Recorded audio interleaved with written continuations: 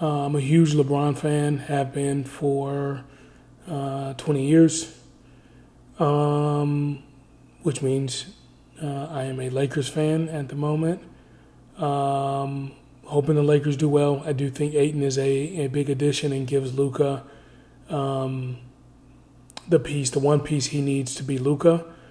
But my sober analysis is this: if the if LeBron James is the second best player on the Lakers come April, May, then it will be another quick exit, first round exit for the Lakers. He's just not that anymore. He's still really, really good, but he's not the second best player on a championship level team. He's the third, and I think that's perfectly fine.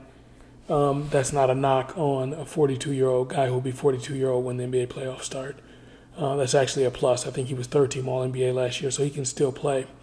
I am not and have never been a big fan of AR. I think 3 years ago, I think I forget who they lost to, but he went into I think it was Denver. It might have been Denver. He just went into a shell and couldn't give you anything as the third best player. I've always said your third best player needs to be able to win you at least one game in a playoff series, and he couldn't do it. He couldn't do it last year against Ant or against the Jaden McDaniels. The Minnesota Wings were just too much for him.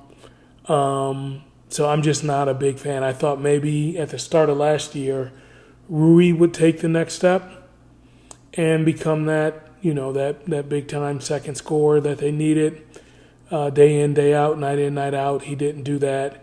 So I don't know where they get that from. I don't think Ayton has the offensive skills to operate on his own. I think he's all pick and roll, which is that's not a problem, but he's just not second best player. So I guess what I'm saying, I'm just talking through it out loud, is really I'm going to watch the Lakers. I'm going to enjoy the Lakers, but I think they're headed for an early first round exit if